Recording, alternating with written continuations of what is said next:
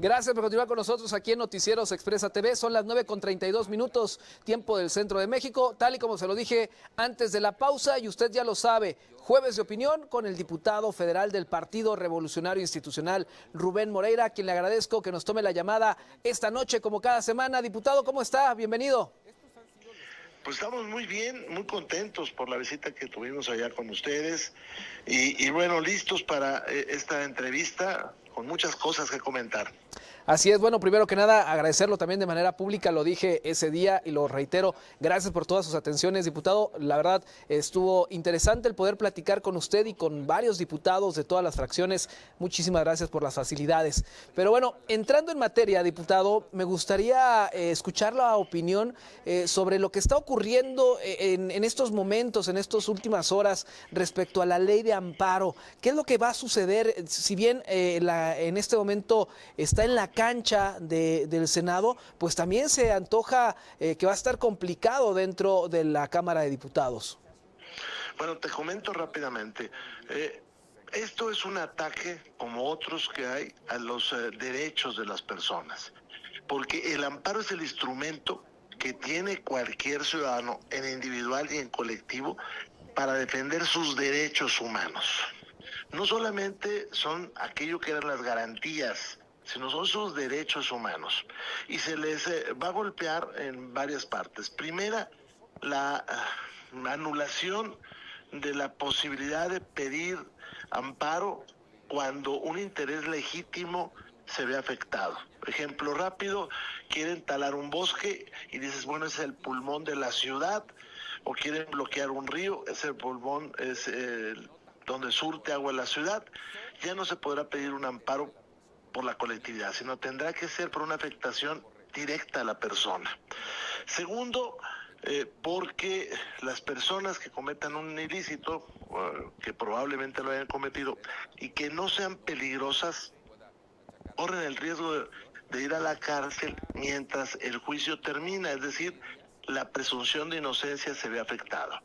Tercero, la suspensión del acto reclamado, que es poner en pausa un acto de autoridad que puede perjudicar a una persona, cada vez va a ser más difícil. Le van a demoler la casa a alguien, le van a cerrar la lonchería a una persona, y antes se pedía el amparo y se suspendía que se cerrara esa lonchería hipotética que le estoy diciendo, pues ahora va a ser más difícil. Y la otra es que van sobre quien tiene problemas con Hacienda. Pero alguien pudiera decir, bueno, pues el que no ha pagado, que pague. Sí, pero ellos deciden quién no ha pagado o si ha pagado correcto. Eso es lo que está pasando. Se acaba de votar en el Senado, se le dio efectos retroactivos en el Senado, es decir, para atrás, que está prohibido por el artículo 14 de la Constitución. Hoy la presidenta, que parecía que no estaba enterada de eso, dijo que no estaba bien, y así con todo eso va a la Cámara de las y los Diputados para discutirse en las próximas semanas. Correcto, y de hecho, haciendo también incluso parte de lo que ocurrió en la Cámara de Senadores, diputado, y que me gustaría escuchar su opinión. Supuestamente hicieron unas mesas de diálogo, un conversatorio, pero en realidad pues fue algo que ignoraron en la Cámara de Senadores respecto a especialistas, a juristas, a abogados, a gente que sabe del tema, que pues prácticamente fue ignorada esa parte de la alerta de los riesgos que se tiene de hacer estos cambios en la ley de amparo. ¿Qué va a suceder en la Cámara de Diputados, valga la redundancia, diputado Moreira? ¿Qué va a suceder? ¿Ustedes buscarán también ese acercamiento con los especialistas? ¿Buscarán que se escuchen ahora sí estas llamadas de alerta? ¿O qué va a hacer la oposición ahí en la Cámara de Diputados? En el Senado vimos una tremenda farsa. Estaban haciendo los foros y ya tenían el documento que iban a presentar. Esto es, como yo los he dicho en otras ocasiones, es una burla. Por eso el PRI dijo, nosotros veremos los foros, pero no participaremos porque no queremos que burlen de nosotros.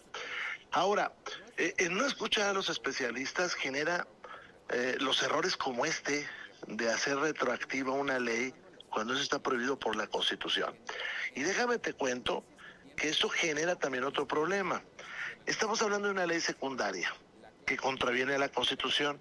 En algún momento la Corte tendría que resolver sobre eso, sobre esta contradicción, la nueva Corte. Entonces metes en un problema también a la Corte resolviendo sobre el amparo con un amparo. Ese es el tamaño de la torpeza de Morena, de quien empuja este tipo de reducción de derechos, que yo insistiría, Víctor, están más cerca de lo que piensa la gente de ella.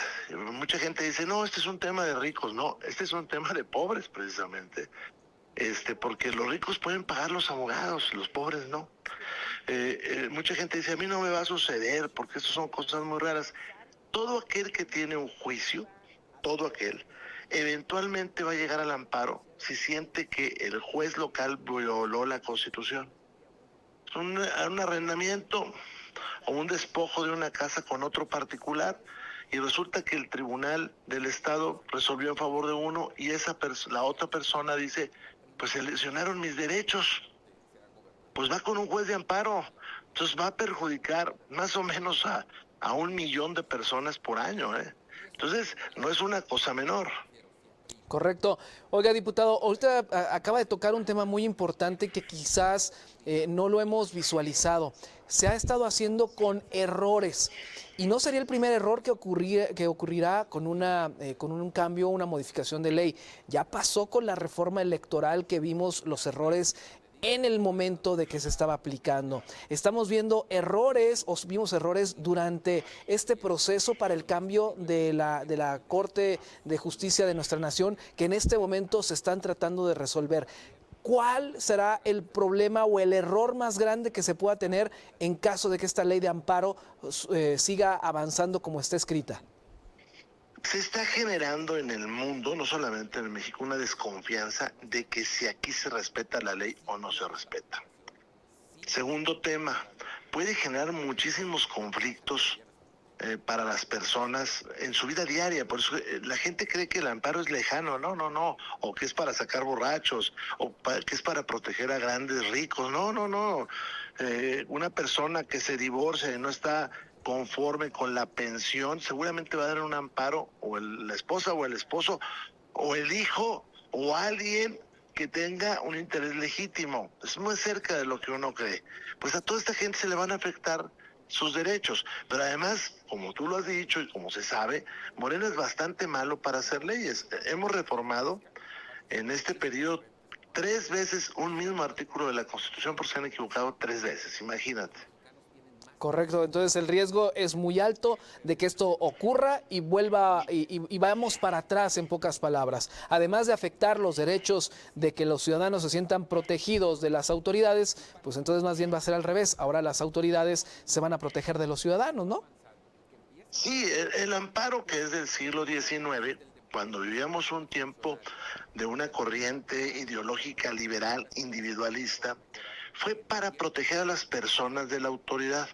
Al paso del tiempo, no solamente es a las personas en lo individual, sino a la colectividad. Ya se ha repetido mucho esto, pues no vacunan niños o no hay medicinas para el cáncer y entonces los médicos pueden presentar un amparo. ¿Para qué? Bueno, pues para que haya vacunas. Ahora ya no va a poder ser eso. Entonces, estamos ante una emergencia que va a ir deteriorando poco a poco las libertades. En el año 2010-2011 fue una especie de primavera mexicana de derechos y se cambió la Constitución, y de ahí para acá ha habido grandes avances de muchos tipos en materia de derechos humanos, de muchos. Pues todo eso se va a echar para atrás. Híjole. Todo por un capricho y por un enojo. Correcto. Oiga, diputado, finalmente, ¿qué es lo que viene para los próximos días? ¿Ya va a llegar esta discusión de la ley de amparo a la Cámara de Diputados? ¿Qué planes tienen como oposición, como la fracción del PRI para esta discusión y lo que vendrá en próximos días ahí en la Cámara de Diputados? Bueno, te comento que va a llegar o está por llegar a la Cámara de las y los Diputados, pero hoy la presidenta de la Cámara que tú entrevistaste, Kenia López Rabadán, dijo que va a respetar escrupulosamente la ley, es decir, que no va a ser fast track. Y mi bancada, la del PRI, anunció más de 37 reservas. Si tú lo multiplicas, pues por 5, pues te vas a dar cuenta del tiempo que va a estar el PRI discutiendo, más el resto de los partidos.